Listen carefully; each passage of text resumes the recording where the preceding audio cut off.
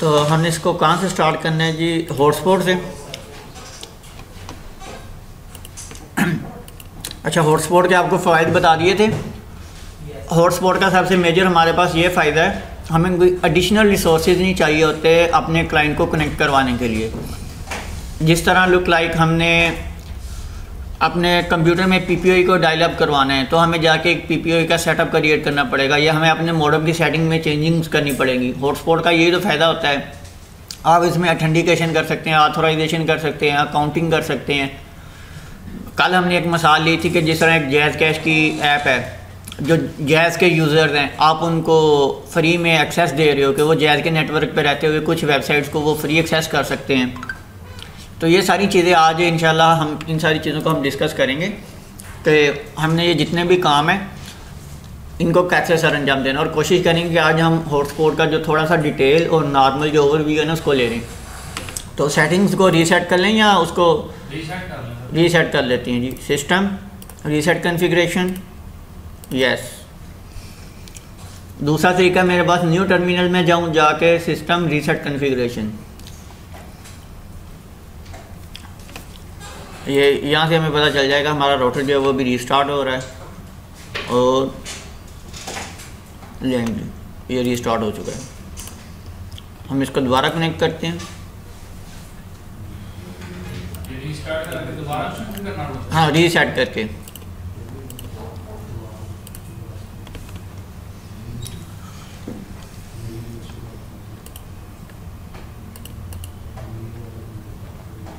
मैंने आपको बताया था ना, हम हमारे पास ट्रायल में देखें जितनी देर हम यूज़ करेंगे उतना टाइम काउंट हो रहा था। ये देखिए अभी भी मेरे पास 21 घंटे 30 मिनट जो है ना वो मेरे पास मौजूद हैं।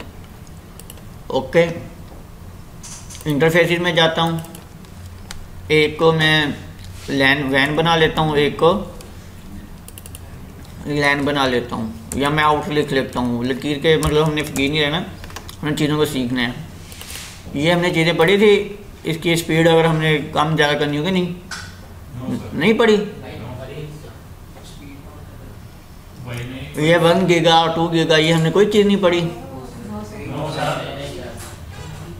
चलें, इसके बाद हम देखते हैं इसका एक ना ओवरऑल इंट्रोडक्शन हम देख लेते हैं। इसके बाद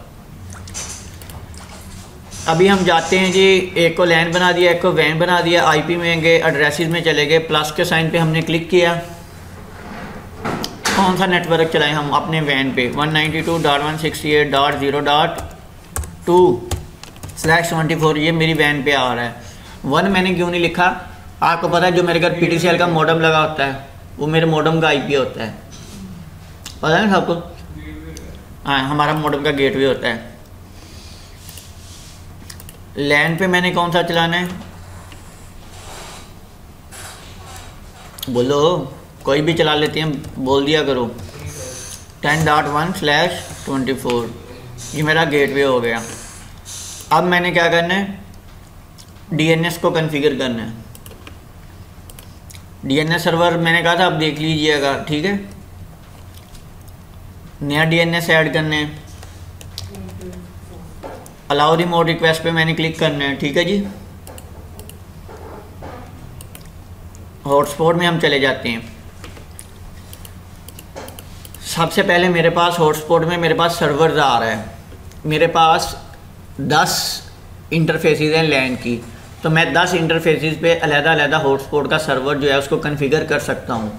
मैं एक ही इंटरफेस की VLANs बना के या वर्चुअल LANs बना के उस पर भी मैं इंटरफेसेस जो है ना उनको कॉन्फ़िगर कर सकता हूँ। सबसे पहले अभी हमारे पास जो सिनेरियो उसमें हमारे पास एक LAN है, उसी पे हम एक हॉटस्पॉट को जो है ना वो क्रिएट करके देखते हैं। हम हॉटस्पॉट सेटअप पे क्लिक करते हैं, हमने इसको LAN पे रन करना है। आउट को मैंने सेलेक्ट किया, मेरा उसने जो मैंने आउट इंटरफेस को जो IP दिया हुआ है उसने इसको उठा लिया, ठीक है। नेक्स्ट में क्लिक करता हूँ, उसने मुझे रेंजेस बता दी हैं। आई थिंक हमने ये कल सेटअप इतना कर लिया था। सर्टिफिकेट्स, आप जब भी किसी वेबसाइट को ओपन करते हैं HTTP या HTTPS तो वहाँ पे आपको SSL सर्टिफिकेट्स नज़र आ रहे होते हैं कि ये वेबसाइट सिक्योर है, ये ऐसे वैसे वो सारी चीज़ें। अगर हमने उनको इंस्टॉल करने हैं तो इंपोर्ट अदर सर्टिफिकेट पे हम क्लिक करके उनको हम इंपोर्ट कर सकते हैं, अदरवाइज़ हमने नन रहने देना है। नेक्स्ट पे हम क्लिक करते हैं। SMTP अगर हमारे पास कोई सर्वर यूज़ हो रहा है तो उसका एड्रेस जो है ना हम वो यहाँ पे इंटर कर देंगे। ये हम एंड पे करेंगे, उमर भाई की रिक्वायरमेंट है, ठीक है। नेक्स्ट करते हैं। मेरे पास DNS सर्वर जो मैंने ऐड किए हुए थे वो ये दे रहा है। हम नेक्स्ट पे क्लिक करते हैं। DNS नेम दे रहा है, वो कह रहा है आपकी डोमेन नेम क्या है। मसलन आपको पता है डोमेन नेम यही काम करती है ना, आपके IP को आपकी किसी भी डोमेन में कन्वर्ट करती है। मिसाल के तौर पर और मैं चाहता हूँ कि मेरे यूज़र को हर मरतबा 192.168.10.1 ना लिखना पड़े, उसको लिखना पड़े asfand.net। इस चीज़ को आगे हम तफसील से देखेंगे ये DNS कैसे काम करते हैं। नेक्स्ट करता हूँ। अब जैसा कि हमने हॉटस्पॉट तो क्रिएट कर लिया है, मैंने आपको क्या बताया था, हर यूज़र को हमें ऑथेंटिकेट करवाना होता है। तो जैसे ही मैं हॉटस्पॉट को डन करूँगा ना तो वो सारे जितने भी यूज़र कनेक्टेड है ना उन सारों को कहेगा कि भाई अपना ID और पासवर्ड मुझे दो। अब जो मेरा एडमिन है जिसने इसको कॉन्फ़िगर किया है उसे भी कोई ना कोई तो ID पासवर्ड चाहिए होगा ना कि वो लॉगिन करके दोबारा MikroTik की सेटिंग कर सके। तो उसके लिए वो एक डेमो अकाउंट क्रिएट डेमो कहती है एक एडमिन अकाउंट क्रिएट करने की ऑप्शन दे रहा है। मैं यहाँ पे लिख देता हूँ asfand, पासवर्ड उसका लिख देता हूँ asfand, ठीक है। नेक्स्ट करता हूँ तो वो कह रहा है कि मेरे पास हॉटस्पॉट जो है वो सक्सेसफुली क्रिएट हो चुका है। ठीक हो गया जी, यहाँ तक कोई मसला हो, कोई मुश्किल हो। अब हम फर्दर जो है ना इसके टैब्स को देख लेते हैं। ये मेरे पास सर्वर्स हैं, मैंने कितने सर्वर जो हैं वो अपने कितनी लाइनों पे कॉन्फ़िगर किए हुए हैं। अगर मैं इस पर डबल क्लिक करता हूँ वो कह रहा है कि आपने हॉटस्पॉट 1 के नाम से एक सर्वर क्रिएट किया हुआ है। मैं इसको टीचर का नाम दे देता हूँ, मैं इसको दे देता हूँ फॉर प्रॉक्सी, या जिस पर्पज़ के लिए मैंने इसको कनेक्ट किया है ना, या मैं कह देता हूँ विजिटिंग क्लाइंट्स, उनके लिए मैं इसको दे देता हूँ। वो कह रहा है कि जी आपने कौन सी इंटरफेस पे इसको कॉन्फ़िगर किया है, आउट या वैन, जिस पे आपने क्लिक करना है। अच्छा, अगर मैंने हॉटस्पॉट सेटअप पे ना क्लिक करना था, मैं यहाँ पे प्लस के साइन से भी इसको कॉन्फ़िगर कर सकता था, ठीक है ना। वो कह रहा है कि आपकी हॉटस्पॉट की जो प्रोफाइल है वो कौन सी होगी। हम कहते हैं कि हमारी जो स्पीड की प्रोफाइल है ना वो हॉटस्पॉट 1 वाली होगी। अच्छा, आइडियल टाइम आउट क्या होता है, कौन बताएगा? आइडियल टाइम आउट क्या होता है? एक यूज़र मेरे नेटवर्क पे आ रहा है, वो मेरे नेटवर्क से कनेक्ट हो रहा है, 5 मिनट का उसको टाइम मिलेगा। 5 मिनट के अंदर अंदर वो या तो मेरे नेटवर्क पे कोई पैकेट सेंड करे या मेरे नेटवर्क से रिसीव करे। अगर वो 5 मिनट तक नहीं ना मेरे कोई एक्टिविटी करता है मेरे नेटवर्क पे, नहीं, ब्लॉक नहीं हो जाएगा वो, इसको अपने वो डेटाबेस से उसको रिमूव कर देगा, उसको दोबारा कनेक्ट होना पड़ेगा। ये keep a life time, login time out, ठीक है ना। ये सारी चीज़ें वहीं, अगर किसी ने लॉगिन किया हुआ है तो वो कितनी देर बाद दोबारा से लॉग आउट हो जाए, उसको दोबारा से लॉगिन करना पड़े। अच्छा, एड्रेसेस पर मैक, हमें तो पता है कि हर डिवाइस का एक मैक होता है। यहाँ पे 2 क्यों लिखे हुए हैं, यहाँ पे मेरे पास ऑप्शन क्यों आ रही है? नहीं, मैक एड्रेस तो चेंज ही होगा, क्यों भाई, किसी हो सकता है ऐसा एक ही किसी भी डिवाइस के मतलब 4, 5, 10 इंटरफेस हैं, सबके मैक एड्रेस सेम हो, नहीं हो सकता। तो फिर इसने यहाँ पे ऑप्शन क्यों दी है? हमारे पास ना कोई भी क्लाइंट कॉन्फ़िगर होता है, मिसाल के तौर पर मेरे पास एक क्लाइंट आता है, उसने ना अपने घर में मॉडेम लगाया हुआ है, उसने उसको ब्रिज मोड पे कॉन्फ़िगर किया हुआ है या WPS, बल्कि इंशाल्लाह हम फ्री वाले दिन ना इसकी कॉन्फ़िगरेशन भी साथ साथ ही करेंगे। अब उसने यहाँ से इंटरनेट लिया हुआ है, राउटर के अंदर हमारे पास एक मोड होता है WDS का। अगर तो वो यूज़र ने अनेबल किया होगा ना, वो क्या होता है, यहाँ पे 3 यूज़र कनेक्टेड है ना मेरे पास, 1, 2, 3। अगर तो उसने अनेबल किया होगा तो मेरा जो राउटर है ना वो क्लाइंट के मैक एड्रेस को ऐसे ही बाईपास कर देगा। अगर नहीं किया हुआ तो वो फिर क्या करेगा, अगर मेरे पास WDS जो ऑप्शन है वो डिसेबल है, मेरा इस क्लाइंट का जो मैक एड्रेस होगा वो इसके पास जाएगा। ये डिवाइस है, क्लाइंट का मैक एड्रेस अपने टेबल में सेव कर लेगी और अपनी डिवाइस का जो मैक एड्रेस है वो आगे भेज देगी। कितने हो गए, एक तो मेरे पास डिवाइस का मैक एड्रेस आ रहा है, दूसरा क्लाइंट नंबर 1 का, 2 हो गए। फिर वो यूज़र नंबर 2 है, इसने जब भी आना है तो वो अपना मैक एड्रेस क्या कहते हैं राउटर के टेबल में सेव करवाएगा, और जो राउटर का टेबल है वो आगे अपना मैक एड्रेस जो अपनी डिवाइस का वो फॉरवर्ड कर देगा, 3 हो गए। अब ये मेरे पास आ जाएगा तो फिर 4 हो गए। हमने कितने मैक एड्रेसेस को अलाउ करना है? हमने जस्ट 1 मैक एड्रेस को अलाउ करना है, 2 को नहीं करना। क्या होगा अगर हम 10 को अलाउ कर देते हैं तो हम अपने टेबल में देखेंगे मैक एड्रेस सेम होगा, आईपीज़ जो होंगे वो डिफरेंट मिले होंगे। तो ये हमारे लिए इस पर क्या कहते हैं मसला बनेगा, हमारे जो लूप है वो क्रिएट होनी शुरू हो जाती है, हमारे जो पैकेट्स हैं वो डिस्कार्ड होने शुरू हो जाते हैं। तो हमने यूज़र को रिस्ट्रिक्ट करना है कि भाई वो अपना मैक एड्रेस ले आए। उसकी वजह क्या है, आगे हमने मैक एड्रेस ऑथेंटिकेशन पढ़नी है कि यूज़र को हमने मैक एड्रेस के ज़रिए से किस तरह से लॉगिन करवाना है। ठीक है, साइलेंट कर लें थोड़ी देर के लिए। इसको हमने क्या कर दिया, 1 कर दिया।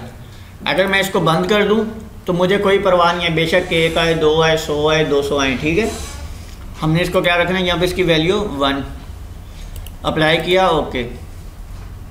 यहाँ पे मेरे पास देखें सर्वर प्रोफाइल हैं। एक तो मेरे पास हॉटस्पॉट की डिफ़ॉल्ट प्रोफाइल है, एक मैंने अभी क्रिएट की है। आ गई ये चीज़। यहाँ पे मेरा हॉटस्पॉट का एड्रेस आ रहा है, मेरा DNS नेम आ रहा है, ये मेरे पास HTML डायरेक्टरी आ रही है। इसमें क्या होता है, अगर आप फाइल्स में जाएँ ना, ये देखें मेरे पास हॉटस्पॉट का एक फ़ोल्डर बना हुआ आपको नज़र आएगा। आपका जो भी यूज़र है ना जो लॉगिन होना चाहेगा, मैं इसको डेस्कटॉप पे लेके आता हूँ, ये देखना क्या होता है। आपका जो भी यूज़र ना लॉगिन करेगा उसके पास ना ये हॉटस्पॉट का जो लॉगिन पेज है ना वो सामने आ जाएगा। किधर ये यहीं पर रहेगा, ये कहीं नहीं जाता।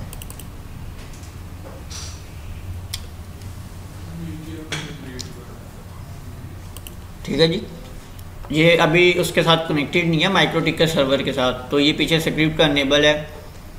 तो मेरे जो यूज़र है उसके पास इस टाइप का ना एक लॉगिन पेज आ जाएगा। यहाँ पे वो अपना यूज़र नेम, यहाँ पे अपना वो पासवर्ड इंटर करके ओके करेगा तो उसको नेटवर्क की एक्सेस मिल जाएगी। अगर आपने अपनी मर्ज़ी का कोई भी लॉगिन पेज लगाना है ना, आप जाएं गूगल पे हॉटस्पॉट,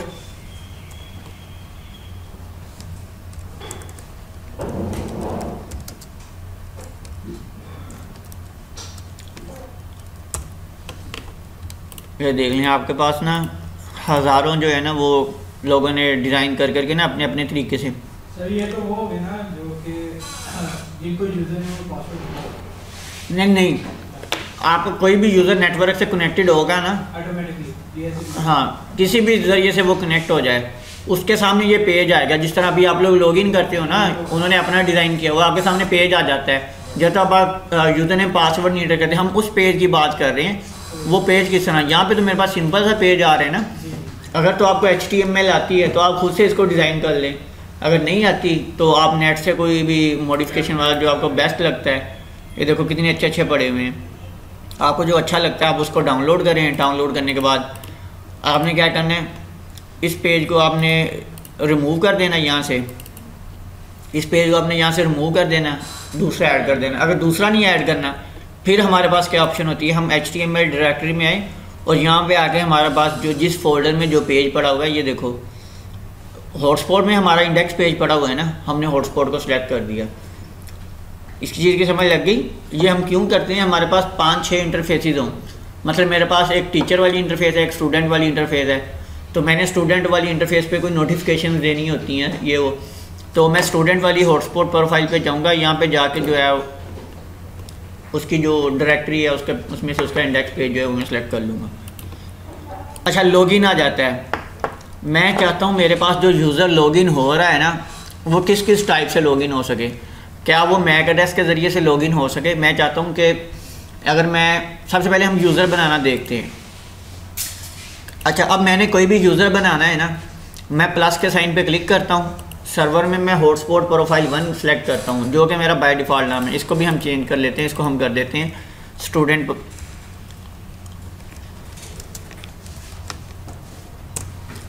अच्छा, मैं यूज़र पे क्लिक करता हूँ, प्लस के यूज़र पे मैंने क्लिक किया, तो मैं चाह रहा हूँ कि मैंने ये एक स्टूडेंट क्रिएट करना है।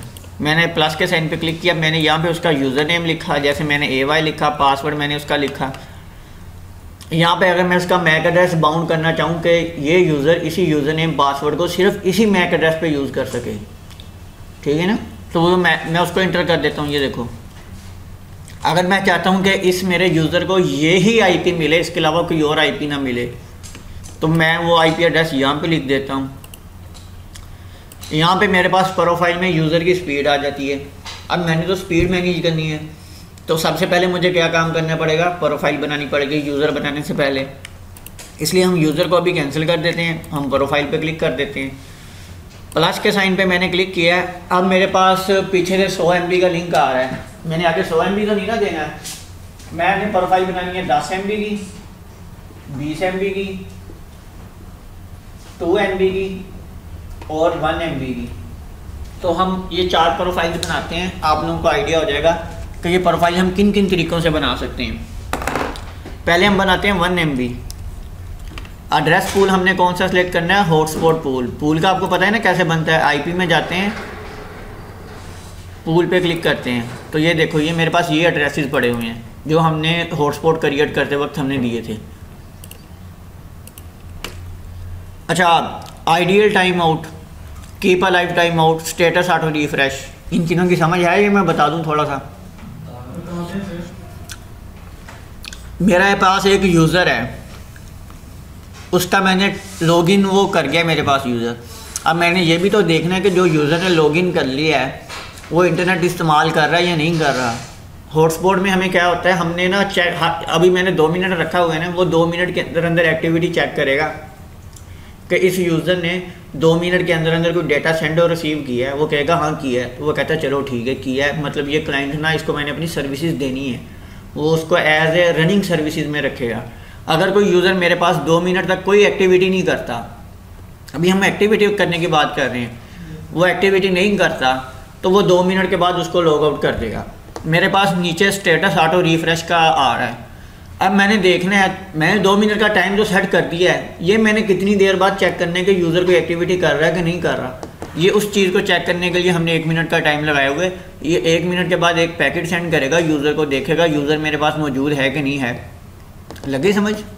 अगर मैं यहाँ पे कर देता हूँ जी 10 मिनट कर देता हूँ, तो ये मेरी कॉन्फ़िगरेशन में क्या हो जाएगा, मैंने गलती क्या की है, मैंने कहा कि 2 मिनट बाद यूज़र लॉग आउट हो जाए, लेकिन मैं यूज़र का स्टेटस कब चेक कर रहा हूँ, 10 मिनट के बाद चेक कर रहा हूँ। लगी इस चीज़ की समझ? इन दोनों में स्टूडेंट्स को अमूमन कन्फ्यूजन होता है। तो जो ऊपर वाला आपने टाइम रखना है, मसलन मैंने ऊपर 20 मिनट कर दिया है, नीचे मैंने 1 मिनट कर दिया है। अब इसका क्या नुकसान हुआ है, मैं हर 1 मिनट के बाद यूज़र की एक्टिविटी चेक कर रहा हूँ जी, नहीं? ये नुकसान है या फायदा? नुकसान है। मेरे पास 1000 यूज़र है। तो पहले वाला क्या था? जो 10 मिनट वाला था, वो भी नुकसान ही था। फायदा भी था ना? फायदा तो है ही नहीं, इसीलिए तो हमने हॉटस्पॉट को यूज़ ही नहीं करना है। फायदा तो 24 आवर्स का है। नहीं फ़ायदा।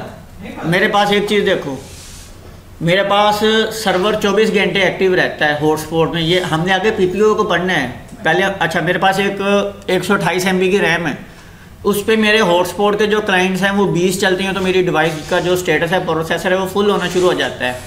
दूसरी साइड पे 128 MB की रैम है, पीपीओ के जो मेरे पास क्लाइंट्स हैं वो 150 एक्टिव हैं।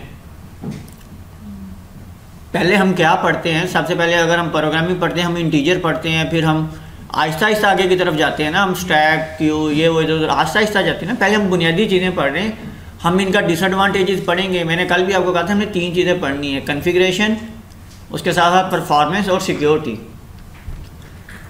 अच्छा, इन दोनों चीज़ों का हमारे पास कोई फ़ायदा नहीं है। ये तब फ़ायदा देती हैं जहाँ पे आपके क्लाइंट्स कम है, आपने किसी होटल में लगाया हुआ है, किसी बस में आपने लगाया हुआ है, जहाँ पे आपके पास 40-50 क्लाइंट्स हैं। तो इन चीज़ों पे ना यहाँ पे हम हॉटस्पॉट कॉन्फ़िगर कर सकते हैं। अब यूनिवर्सिटी में उन्होंने आपको हॉटस्पॉट क्यों दिया हुआ है, आप में से अक्सर स्टूडेंट्स को पीपीओ डायल नहीं करना आएगा। आप तो नेटवर्किंग के हो, बाकी सारे स्टूडेंट्स कोई वेब का आता है, कोई बेसिक कंप्यूटर का आता है, तो उन्होंने हॉटस्पॉट दिया होगा, यूज़र आपको पासवर्ड बताया हुआ, आप इंटर कर लेते हो। लेकिन आप पीछे जाके देखोगे उसके लिए उन्होंने एक अच्छा खासा सर्वर रखा होगा सिर्फ इसी चीज़ को मैनेज करने के लिए। अच्छा, शेयर्ड यूज़र, मैं चाहता हूँ मैंने एक यूज़र नेम पासवर्ड कितने लोगों के दरमियान शेयर करने हैं। मैंने एक इस तरह हमारी हर किस्म की एक्टिविटी को देख रहे होते हैं नहीं, ऑथेंटिकेशन, ऑथराइजेशन और अकाउंटिंग।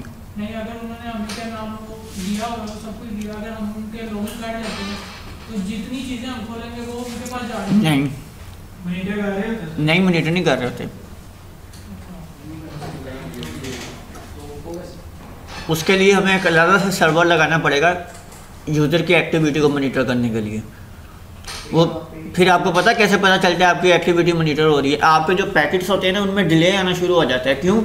वो पहले आपके सर्वर के पास जाते हैं, जो आपने रिक्वेस्ट सेंड की है ना वो पहले उस सर्वर के पास जाएंगे, फिर उस सर्वर से क्या कहते हैं हमारे जिस सर्वर को हमने सेंड किए हैं उसकी तरफ जाएंगे, फिर वापसी हमारी तरफ आएंगे। अगर आप में से कोई भी है मैप या वायरशार्क को यूज़ करता है ना, उस बंदे को इस चीज़ का पता चल जाएगा। ये थोड़ा सा टेक्निकल बंदा हुआ ना वो चीज़ को देख के बता देगा कि मेरे आगे कोई सर्वर लगा हुआ है जो मेरी चीज़ों को रिस्ट्रिक्ट कर रहा है, या वो डिले आता है। हाँ डिले आता है, अच्छा खासा डिले आता है। आपको पता है जो आपका बिजनेस नेटवर्क होता है वो स्लो क्यों होता है? वो मॉनिटरिंग हो रही होती है, आपके पैकेट्स कौन से आ रहे हैं, कहाँ से जा रहे हैं, किधर से आ रहे हैं, किधर से जा रहे हैं। अच्छा, मैंने एक यूज़र नेम पासवर्ड दिया जी, मैंने गुज्जर साहब को एक यूज़र नेम पासवर्ड दे दिया है। गुज्जर साहब ने अपने साथ वाले बंदे को भी एक यूज़र नेम पासवर्ड दे दिया, पहले ये तू भी यूज़ करिए मैं भी यूज़ करूँ। अब होगा क्या, गुज्जर साहब ने अपना नेट यूज़ किया, नेट यूज़ करने के बाद लॉग आउट कर दिए। अब दूसरे गुज्जर साहब जो हैं ये इसको लॉगिन कर सकते हैं, लेकिन अगर ये यूज़र चाहें कि सेम टाइम पे हम दोनों एक्टिवेट करें तो हमें यहाँ पे 2 लिखना पड़ेगा। ठीक है, सेम टाइम पे हम एक यूज़र नेम पासवर्ड पे कितने यूज़र को एक्टिव करवाना चाहते हैं, हम इसको एक ही करेंगे। अगर हमने 2 किया हुआ, 3 किया हुआ तो क्या होगा, फिर भी इनका इफेक्ट है। अगर हमने इनको 1 MB स्पीड दी हुई है ना तो इन दोनों में डिवाइड हो जाएगी 512। अगर ये 4 लोगों को दे देते हैं तो इनकी और डिवाइड हो जाएगी, 256 पे चली जाएगी। अच्छा, ऐड मैक कुकीज़, इसको हमने अभी डिस्कस नहीं करना, इसको हम अनटिक कर देते हैं, इसको हम बाद में पढ़ते हैं। ये एड्रेसेस लिस्ट है, आपने यूज़र को कौन से देनी है, एड्रेस देनी है। ये इनकमिंग फ़िल्टर आपने कौन से लगाने हैं, ट्रैफिक कौन सी है, किस टाइप की है।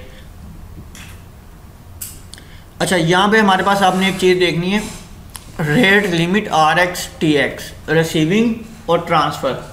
यहाँ पे हमने यूज़र को स्पीड डिफाइन करनी है कि यूज़र कितना डेटा ट्रांसफ़र कर सकता है। अभी हम 1 MB की प्रोफाइल बना रहे हैं, 1 MB में कितने बाइट्स होते हैं, ऐसे ही है।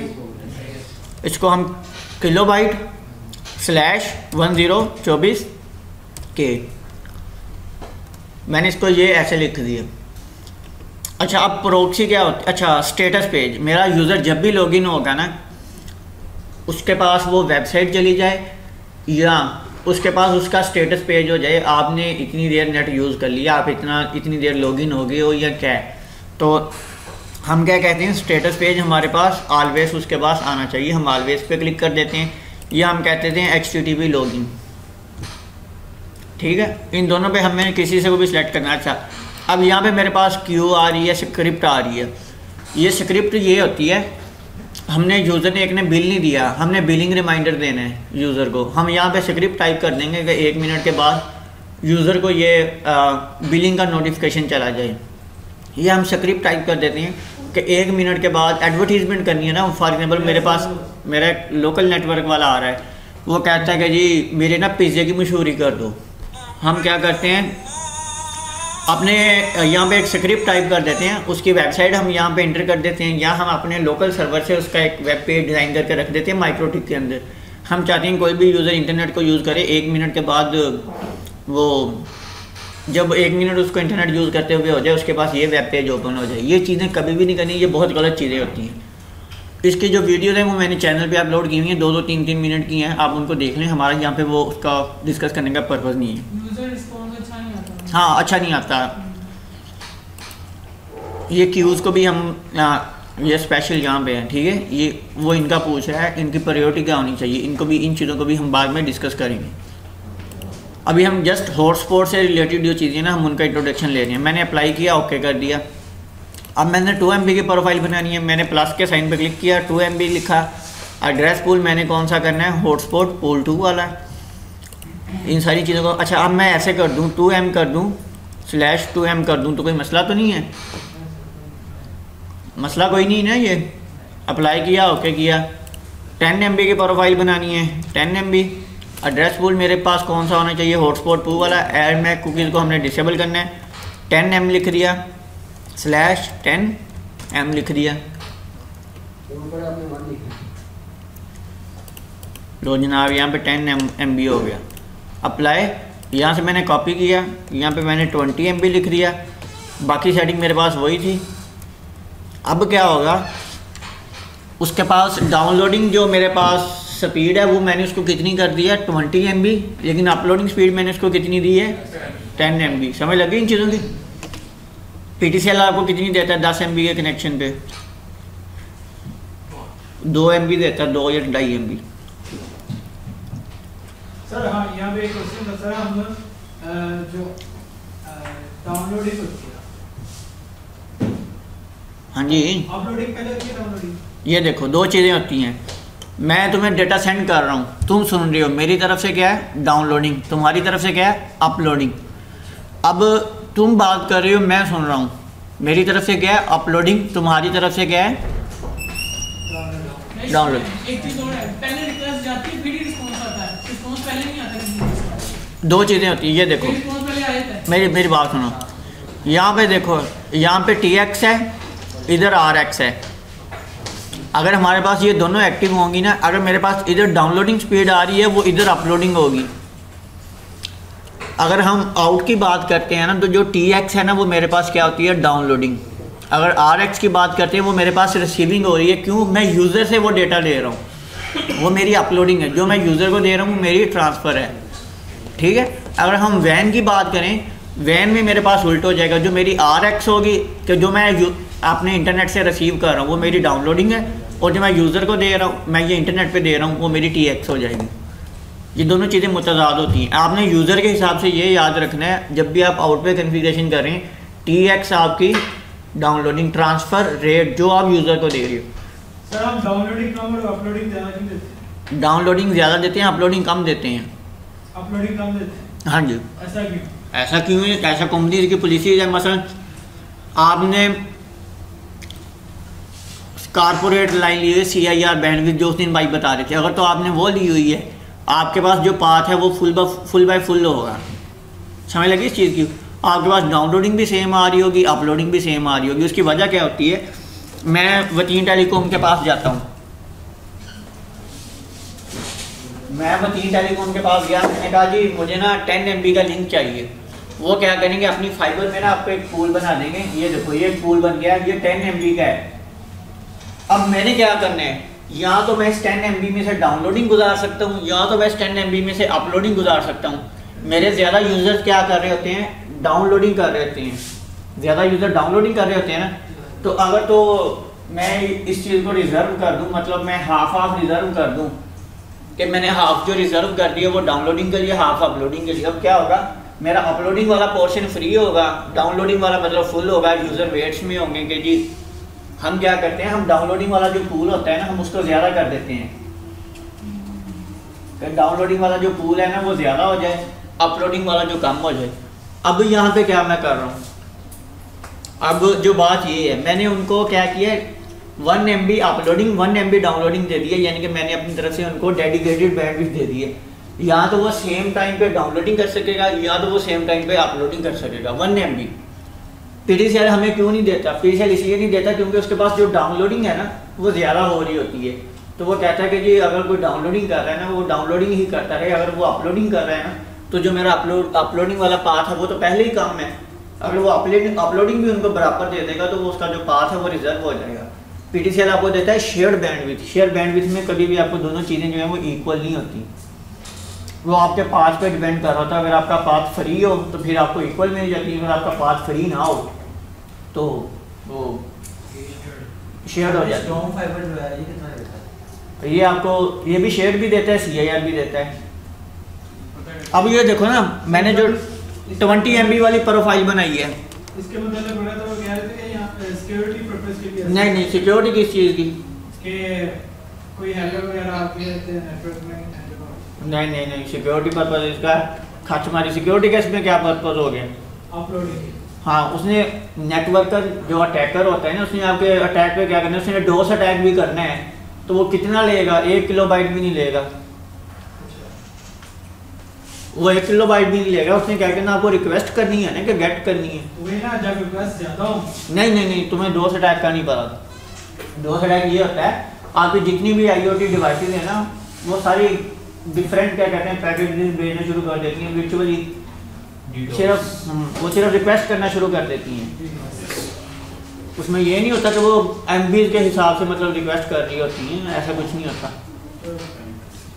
अब ये देखो, ये 20 MB वाला है ना, इसको मैंने शेयर लिंक बना दिया। मैंने कहा जी अगर ये डाउनलोडिंग कर रहा है ना, तो ये 20 MB तक इसके पास डाउनलोडिंग स्पीड जाएगी। अगर लेकिन ये अपलोडिंग कर रहा है तो इसके पास 10 MB से ज़्यादा नहीं जाएगी। ये मेरे पास जस्ट CIR बैंडविड्थ में जो होती है वो चीज़ें कंप्लीट होती हैं। इस चीज़ की समझ आ गई? अगर नहीं आई तो फिर भी अच्छा। एक चीज़ का तो हमने देखा ही नहीं, ट्रांसपेरेंट प्रोक्सी। मेरे पास प्रोक्सी सर्वर लगे होते हैं, पता है आप लोगों को। अगर मैं चाहता हूँ प्रोक्सी सर्वर का इस पर कोई भी रूल ना अप्लाई हो, मैं इसको ट्रांसपेरेंट प्रोक्सी पे क्लिक कर देता हूँ, अप्लाई करता हूँ, ओके कर देता हूँ, ठीक है ना। ये देखो ट्रांसपेरेंट प्रोक्सी मैंने इस पर क्लिक किया है, क्या हुआ है, एडवर्टीजमेंट का ऑप्शन मेरे पास अनेबल हो गया है। मैं इस पर जस्ट क्लिक करूँगा, जो मैंने इसको जिस वेबसाइट पे या जिस चीज़ पे मैंने इसको रिट्रैक्ट करना है मैं उसको रिट्रैक्ट करूँगा। उसके बाद मैं टाइम लिखूँगा, मेरा जो प्रोक्सी सर्वर है वो अनेबल हो जाएगा। आप Ubuntu इंस्टॉल कर रहे थे, वहाँ पर आपके पास आ रहा था ना, आपने अपना प्रोक्सी सर्वर जो है उसको कनेक्ट करना है, आ रहा था कि नहीं? हाँ ना। अच्छा, इसको हम बाय डिफ़ॉल्ट बंद रखेंगे, ठीक है, वरना इससे हमारा जो यूज़र है उसकी जो स्पीड है ना वो कम होनी शुरू हो जाती है। अच्छा, अब हमने यूज़र प्रोफाइल भी क्रिएट कर लिया, अब हमने यूज़र क्रिएट करना है। सबसे पहले मैंने क्या किया, प्लस के साइन पे क्लिक किया, स्टूडेंट रूल को सिलेक्ट किया, मैंने AY एक यूज़र बनाया, AY एक यूज़र बनाया। मैंने उसको कितनी स्पीड देनी है, 2 MB, 10 MB, 20 MB या डिफ़ॉल्ट स्पीड। डिफ़ॉल्ट में क्या होगा, जितनी पीछे से आ रही है उतनी आगे जा रही है। 20 MB को मैंने सेलेक्ट किया, मैं लिमिट्स में आ गया हूँ। इन चीज़ों का आप पता है अप टाइम लिमिट क्या होती है, बाइट्स क्या होती है। मसलन जिस तरह माइक्रोटिक ने हमें 24 घंटे की अप टाइम लिमिट दी होती है, हमने इसको डेमो इंस्टॉल किया ना, उन्होंने कह दिया ये 24 घंटे के लिए आपके पास है। अगर मेरा यूज़र 5 मिनट एक्टिव रहता है तो 24 घंटे में से 5 मिनट जो है वो माइनस हो जाएंगे। अगर मैंने 1 घंटे की लिमिट लगाई है, यहाँ पे 1 आवर की मैं लिमिट लगा देता हूँ, मेरा यूज़र 30 मिनट ऑनलाइन रहता है, 30 मिनट ऑनलाइन रहने के बाद वो बंद हो जाता है। उसके बाद वो 1 महीने के बाद आके दोबारा ऑनलाइन होता है, तो मेरे पास उसके 30 मिनट बाकी होंगे। हमने एक्टिव टाइम उसका इनका काउंट आउट करना होता है। दूसरा बाइट्स इन, बाइट्स आउट और टोटल बाइट्स। मैं चाहता हूँ कि मेरा यूज़र 10 GB तक ही डाउनलोडिंग कर सके, तो मैं गूगल पे जाऊँगा, जाके वहाँ पे GB टू बाइट्स कन्वर्टर लिखूँगा, वहाँ पे GB में 10 GB लिखूँगा, उसके आगे जितने बाइट्स बनते हुए उसको यहाँ पे इंटर कर दूँगा। अभी मैंने सिर्फ क्या लगाई है, डाउनलोडिंग की लिमिट लगाई है, मैंने अपलोडिंग की लिमिट नहीं लगाई। अगर मैं चाहता हूँ वो 10 GB डाउनलोड कर सके और 10 GB ही अपलोड कर सके, मैं नीचे भी सेम काम कर दूँगा। लेकिन अगर मैं कहता हूँ वो सिर्फ 10 GB डेटा यूज़ कर सकता है, जिस तरह आपको कंपनीज देती हैं, या तो आप अपलोडिंग कर लें या डाउनलोडिंग कर लें, ऐसे ही है कि नहीं। वो मैं इन दोनों खानों को जो है वो खाली छोड़ दूंगा। नीचे मेरे पास यहाँ पे आ रहा है टोटल आउट, इसमें मैं 10 GB का जो बाइट्स बन रही हैं उनको मैं लिख लूँगा, उसके बाद इतनी जो है वो डाउनलोडिंग हो जाएगी। तो ये तो स्पेसिफिक हो गया, जहाँ पे अनलिमिटेड होता है। अनलिमिटेड होता है, मैं ब्लैंक छोड़ दूँगा। यहाँ पे मेरे पास उसका स्टैट आ रहा होता है, उसने कितना डेटा डाउनलोड कर लिया, कितना रिसीव कर लिया, कितनी देर वो अप रहा है, ठीक है ना। ये सारी चीज़ें मेरे पास यहाँ पे आ रही होती हैं। अच्छा, बाइट्स बड़े होते हैं या पैकेट्स बड़े होते हैं? गुड। अच्छा, मैंने एक यूज़र क्रिएट किया है, मैंने कमेंट में जाता हूँ, मैं लिख देता हूँ डेमो यूज़र। कमेंट का भी आपको ऑप्शन पता चल गया। मोस्टली हम यहाँ पे यूज़र का ना डेट लिखते हैं या यूज़र का रूम नंबर लिख देते हैं, ऐसी कोई इन्फॉर्मेशन हम लिखते हैं। अच्छा, अब ये तो था तरीका मेरे पास यूज़र नेम से कनेक्ट करवाने का। एक मेरा बिल्कुल ही अनजान यूज़र आ जाता है। अच्छा, इसमें पहले मेरे पास एक मसला क्या है, मेरे पास ना यहाँ पे कुकीज़ का टैब है। जैसे ही मेरा यूज़र लॉगिन होगा ना, यहाँ पे मेरे पास एक कुकीज़ अनेबल हो जाएंगी। कुकीज़ का सब लोगों को पता हो, ज़्यादा माशाल्लाह में से पढ़े लिखे हैं कि आपके यूज़र के पैटर्न को जो है ना वो फाइंड आउट करने के लिए हम यूज़ करते हैं वेब ब्राउज़र में। अब मेरा एक यूज़र है, उसने मोबाइल पे लॉगिन किया है, मोबाइल पे उसने कौन सा ब्राउज़र खोला है, गूगल क्रोम खोला है, उसने वहाँ पे यूज़र नेम पासवर्ड इंटर किया है और मेरे पास यहाँ पे कुकीज़ में ना जो डेटा स्टोर हो गया है कि फ़लाँ यूज़र फ़लाँ मैक एड्रेस से फ़लाँ आईपी से फ़लाँ ब्राउज़र से लॉगिन हो गया है, वो यहाँ पे इसको सेव कर लेगा। अब नेक्स्ट टाइम मेरा यूज़र जो है ना वो अपना वाईफाई बंद करके दोबारा ऑन करता है ना, तो मेरा जो यूज़र है वो ऑटोमेटिकली लॉगिन हो जाएगा। क्यों? मेरे पास कुकी सेव हैं। लेकिन मसला कहाँ पे आता है इसमें? मसला तब आता है जब यूज़र ने गूगल क्रोम उसका जो बैकग्राउंड में वो बंद हो और वो इंटरनेट एक्सप्लोरर या सैमसंग का जो इंटरनेट का ब्राउज़र है, सफारी है, ओपेरा है, किसी दूसरे ब्राउज़र से लॉगिन करने की कोशिश करे तो वो उसको उससे लॉगिन कर देगा। लेकिन यहाँ पे मेरे पास 2 कुकी सेव हो गई है, मेरे पास गूगल क्रोम की सेव होगी है, मेरे पास सफारी की सेव होगी है। नेक्स्ट टाइम वो मेरा यूज़र नहीं लॉगिन होगा। मेरे डेटाबेस में कॉन्फ्लिक्ट आ रही है ना, नेक्स्ट टाइम वो मेरा यूज़र नहीं लॉगिन होगा, तो मुझे कुकीज़ जो है वो डिसेबल करनी पड़ेंगी। उनको डिसेबल करने के लिए मैंने कहाँ पे जाना है? सर्वर प्रोफाइल में जाना है, अपनी प्रोफाइल पे डबल क्लिक करना है।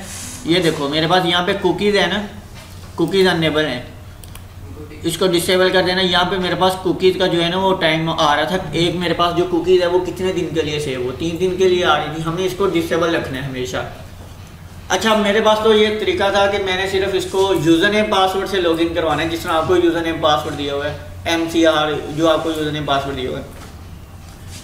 अब मैं चाहता हूँ कि मैं सिर्फ एक मरतबा ना, मेरे पास एक क्लाइंट है, एक बाबा जी हैं जिनको उनके पोते ने मोबाइल भेजा हुआ है, बाहर से वो बस नेट ऑन करते हैं, वाईफाई और कॉल कर लेते हैं, उनको तो नहीं पता यूज़र नेम पासवर्ड कैसे एंटर करना है।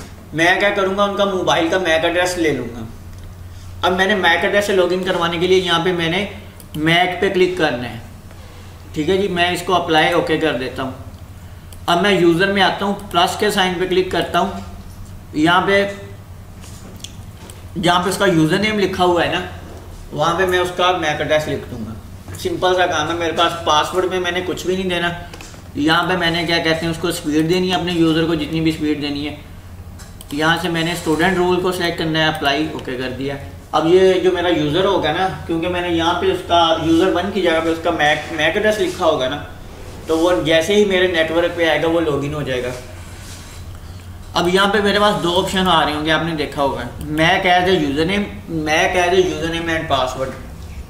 अगर मैंने सिर्फ उसके मैक एड्रेस से लॉगिन करवाना है ना, तो मैंने उसके जस्ट यूज़र में, जैसे हमने उधर यूज़र 1 लिखा हुआ था, वहाँ पे सिर्फ मैक एड्रेस को कॉपी करनी। अगर मैंने नीचे वाला ऑप्शन सेलेक्ट किया हुआ है Mac as a user name and password, तो फिर मुझे उसके पासवर्ड में भी, उसको हमने ब्लैंक छोड़ा था ना, उसमें भी उसका मैक एड्रेस जो है उसको पेस्ट करना पड़ेगा, ठीक है। हमने ऊपर वाला ऑप्शन यूज़ करने, क्योंकि नीचे वाले ऑप्शन में ना अक्सर जो है मसले आते हैं, ये पता नहीं किस वजह से आते हैं, लेकिन आते ज़रूर है।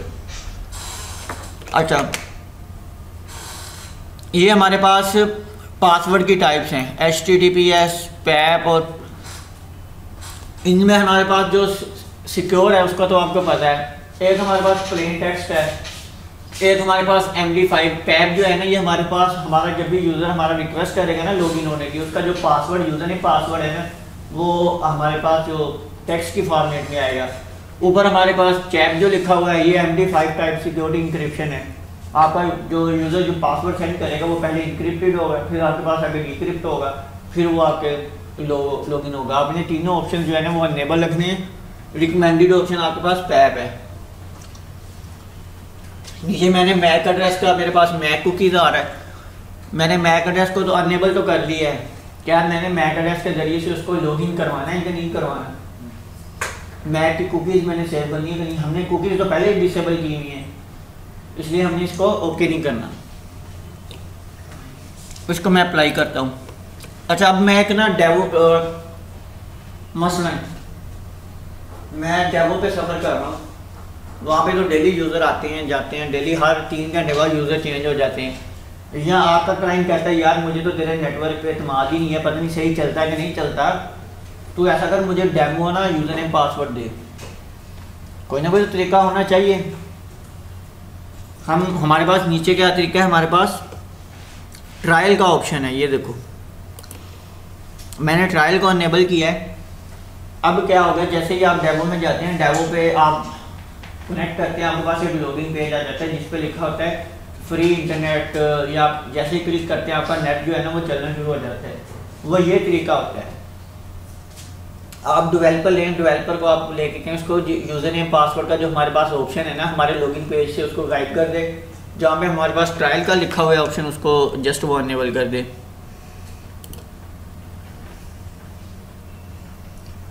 इसमें यही था ना हमारा पेज।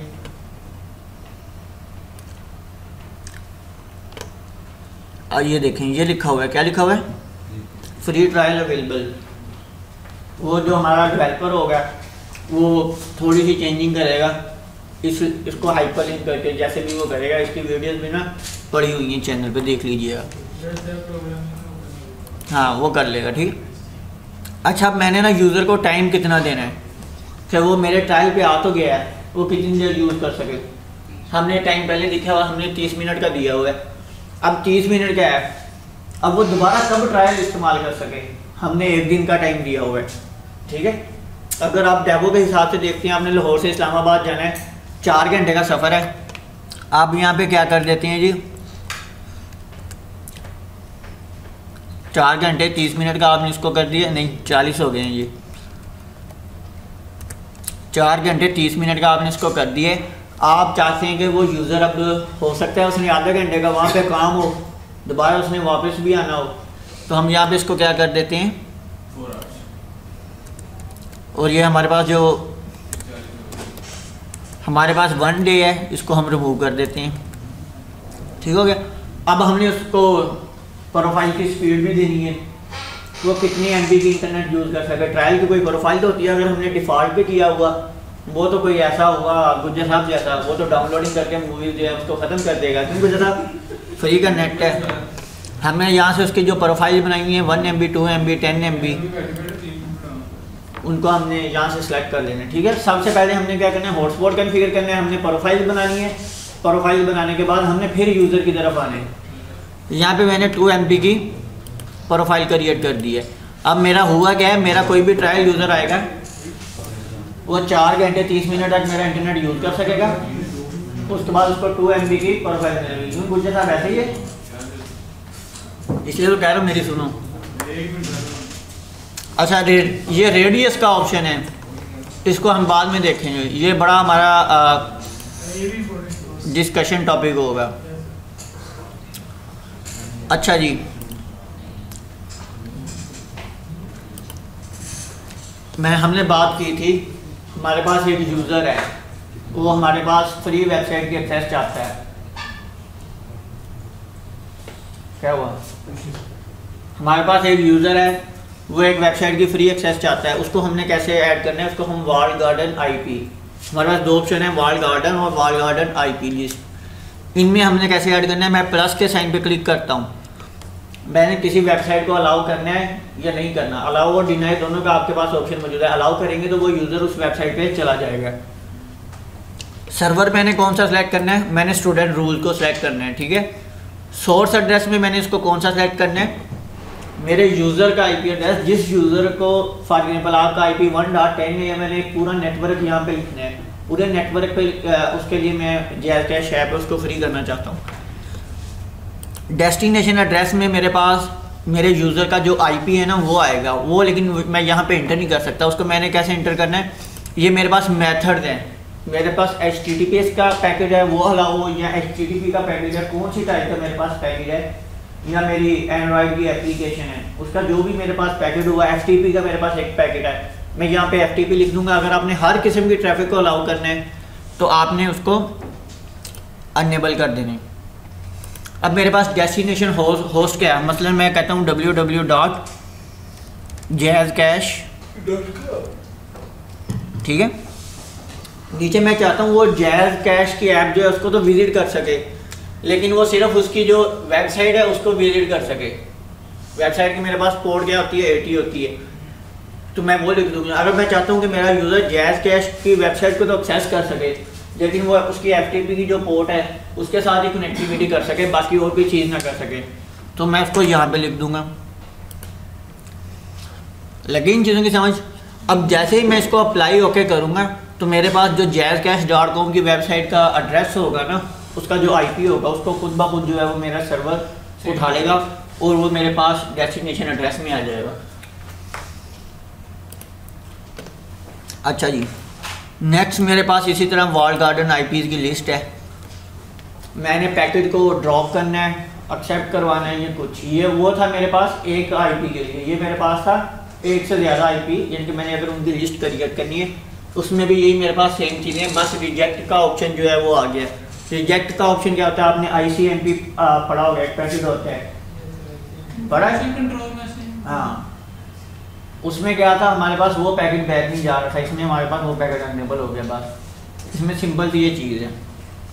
अब आप लोगों के टेस्ट हो गया छोटा सा, पहले तो आप लोगों का वो है असाइनमेंट। आप अच्छा, एक चीज़ हमने देखी नहीं है, IP बाइंडिंग और होस्ट हमने देखी नहीं है। होस्ट में हमारे पास हमारे नेटवर्क से जितने भी यूज़र कनेक्टेड होते हैं ना, वो आ रहे होते हैं, चाहे वो लॉगिन हुए हों या ना लॉगिन हुए हों।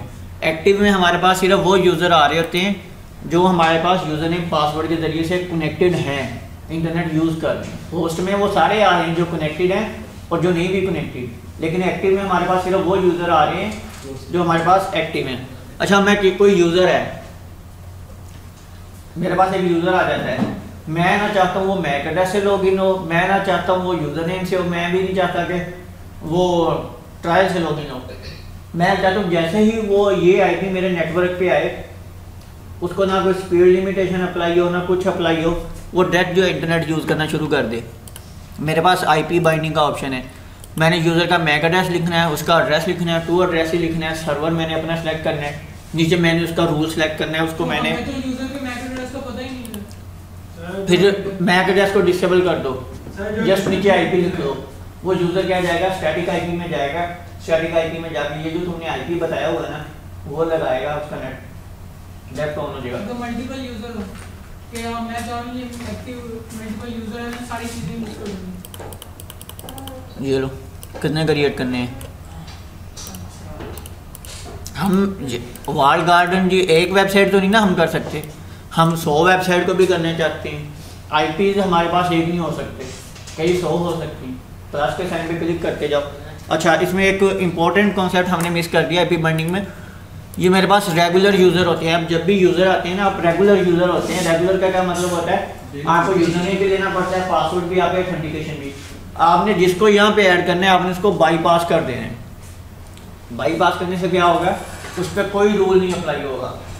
अगर आपने कर दिया उसको ब्लॉक, तो वो यूज़र आपका नेट नहीं इस्तेमाल कर सकेगा, ना उसके पास लॉगिन पेज जाएगा, ना उसके पास कोई पॉलिसी जाएगी।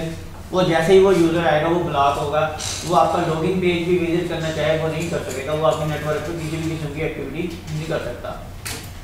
ये इंशाल्लाह हम मंडे वाले दिन इसको एक्सपेरिमेंट करेंगे ना, तो ये लाइव हमारा प्रैक्टिकल सारा हो रहा होगा। लेकिन उससे पहले आप लोगों का एक छोटा सा टेस्ट होगा कि आप लोगों को ये चीज़ें क्लियर भी हैं। हॉटस्पॉट हम सर्वर क्यों बनाते हैं, प्रेजेंटेशन करनी है, टेस्ट करना है। प्रेजेंटेशन कितने बंदे कहना चाह रहे हैं? प्रेजेंटेशन यही होगी, 2 मिनट की होगी, बस ये बताएंगे ये किस काम पे होता है। तो टेस्ट क्या होगा? टेस्ट बकायदा रिटर्न होगा। रिटन होगा? हाँ, इनका और होगा, इनका और होगा, आपका और होगा। तो प्रेजेंटेशन ही होगी, टेस्ट रैंडम होगा। किसी भी बंदे को आपको मैं कुछ कह देता हूँ, मैं खुद ही बताऊंगा ये बताइए इस चीज़ के बारे में। बेहतर यही है वहाँ बैठ के ऑपरेट करें और हाँ, उसके क्योंकि ये काम ये लिखने का तो नहीं है, ऑपरेट करने के लिए ज़्यादा। नहीं सर, हम ऐसे प्रेजेंटेशन करते आप उससे जाएंगे, बताते जाएंगे। कौन से जो प्रेजेंटेशन के हाथ में वो हाथ खड़े करें, जो टेस्ट के हाथ में है। एक प्रेजेंटेशन वाले कौन से हैं? प्रेजेंटेशन किस टाइप की, मतलब के सर इंप्लीमेंट कर रहे हो, उससे जाएंगे ये काम कैसे? जल्दी जल्दी हाथ खड़ा कर लें। 1 2 3, बाकी सारे टेस्ट वाले हैं। टेस्ट होगा आपका। सर जी इसमें बनता ही नहीं टेस्ट। मैं यार क्यों नहीं बनता, मैं कह दूंगा जी IP बाइंडिंग का क्या फायदा होता है, IP बाइंडिंग कैसे करनी है। इनको समझ जैसे मुझे नहीं आता। नहीं, मैंने आपको वीडियो दे दी, आपने देख लेना, एक बार देखें तो ज़्यादा अच्छी प्रैक्टिस को ऑपरेट करने में नहीं होगी। नहीं, अगर मतलब आप ये आप हमें इसलिए समझा रहे हैं ना ताकि हम आगे अपना सेटअप कर सकें। आप लोग बेहतर जानते हैं कि इस पे जिसका हाथ कैसे सेट होगा, सामने आएगा। मेजर मकसद है आपका कॉन्सेप्ट क्लियर हो, आप गलत सर वो ना करें। प्रेजेंटेशन से होगा, जैसे आप इंप्लीमेंट करते जाएंगे, पूछते जाएंगे, हर बंदा बताएगा वो नेटवर्किंग तो ठीक है, लिखे लिख के हम क्या बताएंगे कि भाई तो आप चीज़ लिख के दे रहे हैं। कल तो मुझे फोर्स कर रही है सर, आप टेस्ट याद लें। करेंगे बाकी जो है। चलें जी, सीधा बता दे, जो सीधा कहेगी वो हो जाएगा। वो क्या ऑफ करो। बताएं भी, टेस्ट लेना है, प्रेजेंटेशन देनी है, बताएं बताएं, वरना फिर दोनों हो जाएंगे, ये चुप रही तो। क्या होना चाहिए? मशवरा कर, जल्दी बताओ, टाइम कम है।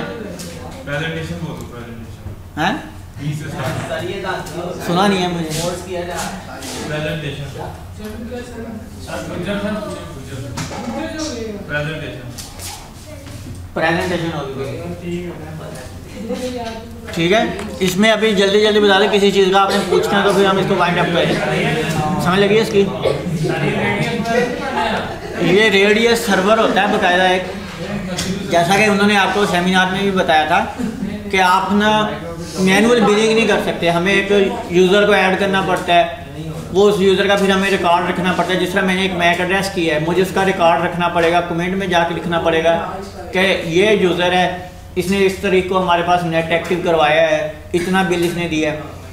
रेडियस हमारी ये सारी परेशानी अपने ज़िम्मे ले लेता है। जिस तरह ये कंप्यूटर है ना, इसमें हम रेडियस सर्वर इंस्टॉल कर लेंगे, रेडियस सर्वर इंस्टॉल करने के बाद हम इसको अपने माइक्रोटिक के साथ ना कनेक्ट कर देंगे थ्रू लैब। हाँ, वो हमारी अकाउंटेबिलिटी पहले भी यही होता है, बिलिंग के लिए यूज बिलिंग के लिए यूज़ होता है, अकाउंटिंग के लिए यूज़ होता है। मसलन मंडे को पहले आपका आउटपुट देखनी है, आपने कितनी आउटपुट दी है, फिर मैं हिसाब लगाऊंगा। आप लोगों को चीज़ें ऊपर ऊपर से बतानी है या डिटेल में बतानी है।